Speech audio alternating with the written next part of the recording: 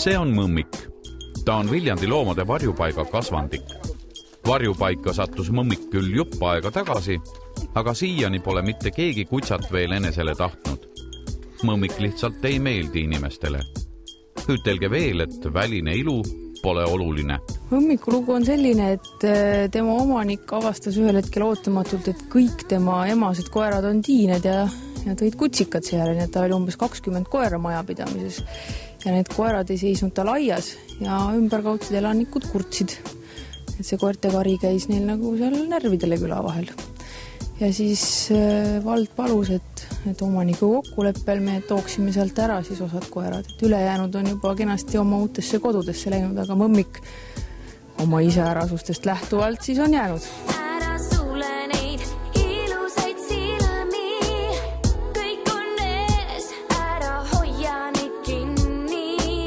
Vaatamata mitte just kõige kaubanduslikumale välimusele, ei pea vahva kutsa siiski tähelepanu puuduse üle kurtma. Tegelikult on Eesti kõige koledamaks koeraks peetud mõmmik juba päris paljud inimesed suutnud ära võluda. Tegelikult tal on selliseid andunud fänne, aga nad ükski ei saa teda koju võtta, sest nendel inimestel on juba loomad olemas. Aga need, kes tahaks nagu esimest koera võtta enda, need ütleme nii, et tema poole väga ei vaata. Miks?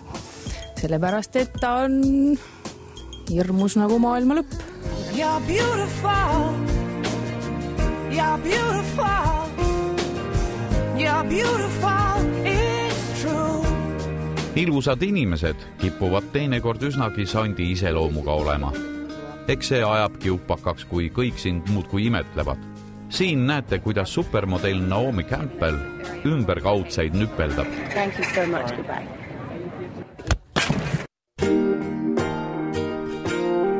Pahatihti ei kõlba ka teiste imeilusate neidude iseloom ka koera saba olla mitte. Veidi inetumad seevastu olevat aga palju leebemad ja tükimaad rahulikumad. Tundub, et samad reeglid kehtivad ka koerte maailmas. Iseloom on super, täpselt vastupidine tema välimusele. Et meeletult lahe koer, tohutult sõbralik, käib koerte koolis, saab teistega ja kasside ja jäneste ja merisigadega, kõigiga oleme katsetanud väga hästi läbi. Et fantastiline tegelane on. Vabatahtlike lemmik. My life is brilliant. My love is pure. I saw an angel. Of that I'm sure. Tegelikult mõmmikul täitsa vedas, et ta just Viljandi varjupaika sattus. Mürgisüsti ta kartma ei pea ja õnneks oli Triinu Priksil viitsimist ka tõbise koeralapsega mööda tohtreid joosta. Paljud arvavad, et ta on umbes 100 aastane, tegelikult pole ta isegi 3 aastane veel mitte. Aga mis laigud tal on siis nina peal, millest need on? No seda ei teagi päris täpselt, millest nad on. Alguses arvati, et tal on mingisugune nahaparasiit, mis sealt hävitab neid karvasid ära.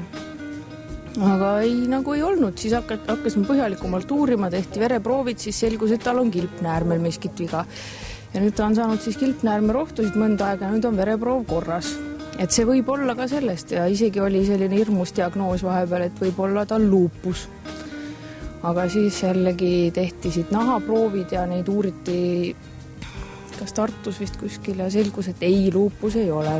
See on nagu kindel, et selle kilpnäärmega miskit on ja me oleme nagu hunniku haigusi välistanud, mida tal kindlasti ei ole, aga mis see siis konkreetselt lõpptulemusena olla võib, seda me ei tea, aga paistab teda ennast nagu väga ei häiri miski, et ta on igavesti lõbus ja kobe.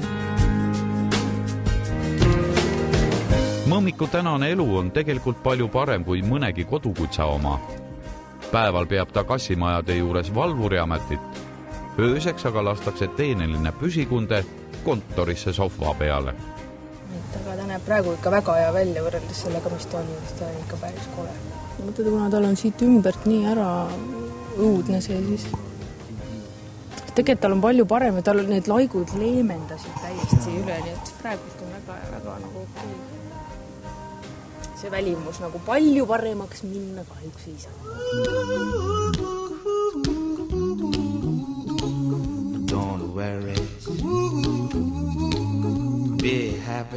Triinu Priks lõi Viljandisse selle lemmikloomade varjupaiga 3 aastat tagasi.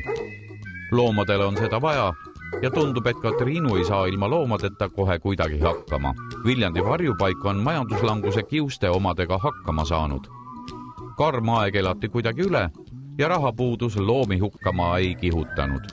See on meie põhimõtete vastu. Et kui me peame hakkama loomi hukkama ja seda protsenti nagu kergitama, siis me paneme uksed kinni, anname kellelegi teisele selle töö üle, et ma ei tule sellega toime. Don't worry, be happy. Loomulikult, ilma sõprade abita hakkama poleks saadud ja nagu välja tuleb, heasüdamlikke inimesi, kes varjupaiga asukatest hoolivad, Viljandimaal ikka jagub. Et eks see sõltub natukene enda tegevusest ka, et palju neid inimesi on, kes tahavad toetada, et kui see meil on varjupaik alati avatud kõigi jaoks ja kedagi minema ei saadeta. No kas päris selliseid inimesi ka on, kes läbi 3 aasta on käinud iga päev, iga nädal? No jah, päris iga päev võib-olla mitte, aga iga nädal. Ja siis on meil üks vabatahtlik, kes käib igal tööpäeval abis. 1. mai on kohe ukse ees ja paljud eestimaalased lähevad talgutele. Kas ka Viljandi varjupaigas laupäeval 1. mail midagi tehakse? 1. mail on meil suured talgud, nii nagu igal pool mujalgi Eestis, et katsume varjupaiga porivabaks muuta, et inimesed ei peaks kummikuid kaasa võtma selleks, et tulla loomi vaatama või jalutama või talitama.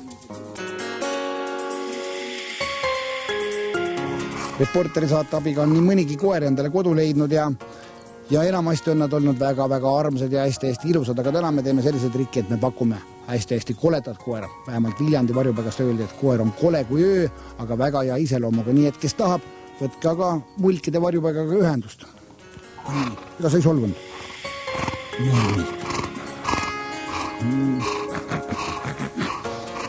Sinnahes maan jõuetuna varjun, ei jätta sulle heal, et sinusse ma armunud olen.